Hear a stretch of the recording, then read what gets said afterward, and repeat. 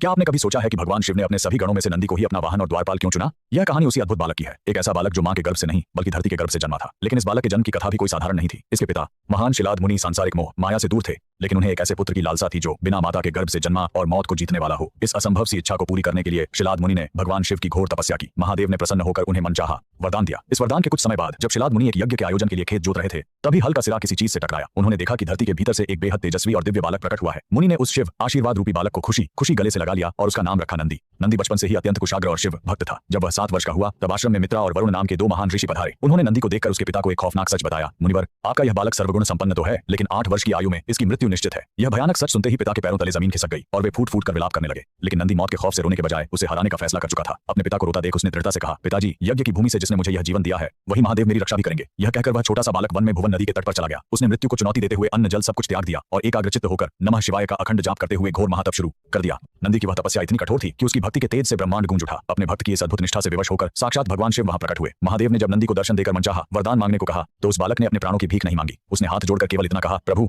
मुझे बस आजीवन आपके चरणों में रहकर आपकी सेवा करनी है। नंदी का यह निस्वार्थ प्रेम देखकर महादेव भाव विभोर हो गए। उन्होंने नंदी को मृत्यु के जाल से मुक्त कर अजर अमर कर दिया। उसी क्षण भगवान शिव ने नंदी को एक दिव्य बेल का रूप प्रदान किया और हमेशा के लिए अपना सर्वपरिवाहन कैलाश का द्वारपाल तथा अपने गणों का अधिपति यानी नंदीश्वर बना लिया। तब महादेव ने नंदी को एक और दिव्य वरदान देते हुए कहा, नंदी, जो भी भक्त मेरे दर्शन करने आएगा वह सबसे पहले तुम्हारे दर्शन करेगा और जो भी अपनी सच्चे मन की मनोकामना तुम्हारे कान में कहेगा उसकी प्रार्थना सीधे मुझ तक पहुंचेगी। नंदी को यह वरदान देकर भगवान शिव ने उसे अपने और भक्तों के बीच एक पवित्र सेतु बना दिया। यही कारण है कि आज भी हर शिव मंदिर में शिवलिंग के ठीक सामने